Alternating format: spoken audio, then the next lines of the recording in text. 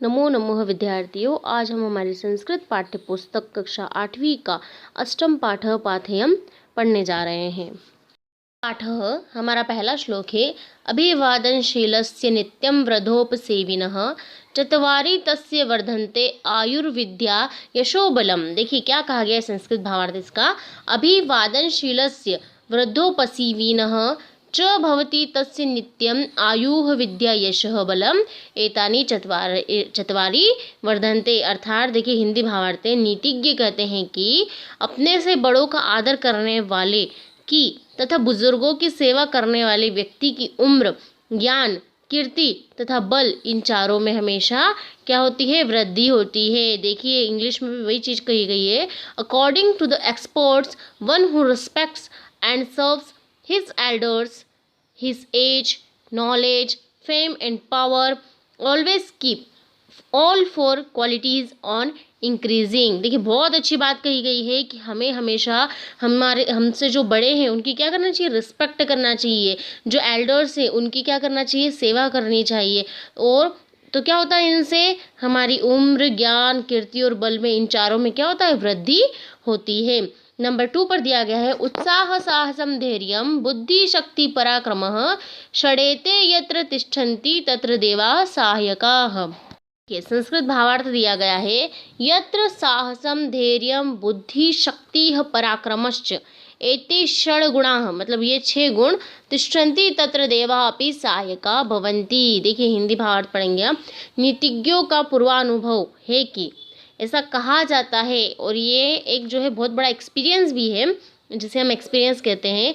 जहाँ उत्साह, साहस, आत्मविश्वास, धैर्य, बुद्धि, ताकत और पराक्रम, वीरता, ये 6 गुण होते हैं, वहाँ देवता भी सहायक होते हैं। देखिए बहुत अच्छी बात कही गई है। According to the experience of experts where exist zeal, courage, self confidence, power and bravery, these 6 qualities their God himself comes to help। देखिए ऐसा कहा जाता है कि जिनमें उत्साह होता है, साहस होता है, ठीक है, आत्मविश्वास भी होता है, ये नहीं है कि और कॉन्फिडेंस हो जाए, सिर्फ कॉन्फिडेंस, धैर्य, ठीक है, जिनमें ये होता है कि हाँ किसी भी चीज़ के लिए धैर्य हो, बुद्धि हो, ताकत और पराक्रम, पराक्रम से अर्थात ये नहीं किसी से भी लड़ाई झगड़ा करना, वीरता वाला पराक्रम, ये 6 गुण होते हैं। वहाँ देवता भी क्या करने आते हैं?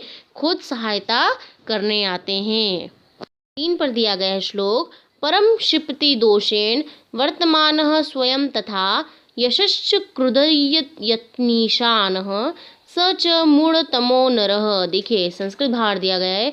स्वयं दोषेण युक्त सन अपि अन्येषामुपरि दोषारोपणं करोति असमर्थः भूत्वापि अन्येषामुपरि क्रोधं करोति सह नरः महामूर्खः अस्ति। देखिए बहुत अच्छी बात कही गई है। ये भावार्थ हिंदी भावार्थ में हम पढ़ेंगे। यह श्लोक जो है महाभारत काल का है ना? कब का है? महाभारत काल का है।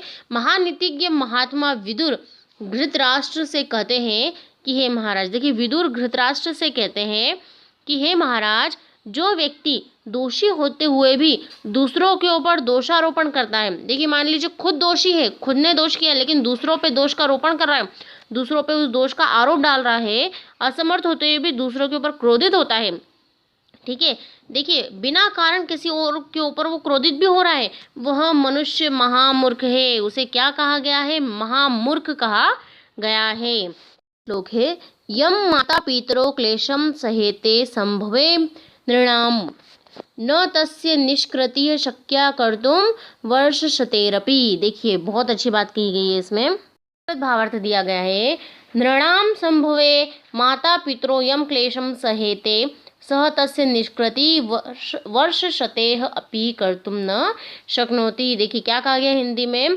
संतान के लिए उसके माता पिता जो कष्ट सहते हैं ना, देखिए क्या कहा गया है? संतान के लिए उसके माता पिता जो कष्ट सहते हैं उसका निवारण 100 वर्षों में भी कर पाना संभव नहीं है। बहुत अच्छी बात कही गई है। देखिए हम जो संतान हैं, हम अपने माता पिता के द्वारा जो कष्ट सहन किया गया है, उनके द्वारा जो हमें दिया गया है ना, उसका जो कर्ज है हम 100 वर्षों में भी अदा नहीं कर सकते हैं। इतनी अच्छी बात इसमें कही गई है। श्लोक है।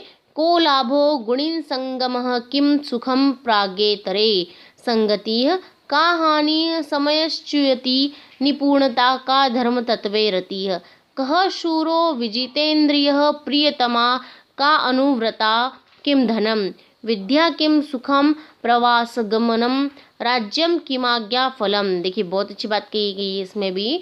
देखिए इसका संस्कृत भाव पर हम पढ़ेंगे। जगति कह लाभः का हानि किम दुखम च अस्ति। देखिए संसार में जन्म जब हम लेते हैं तो क्या लाभ क्या हानि और क्या दुख। गुणिना संगति लाभ। देखिए गुणवानों की संगति से लाभ है। मूर्खाणाम संगति दुखत्राते। दुर्जनों की संगति दुखदायी होती है।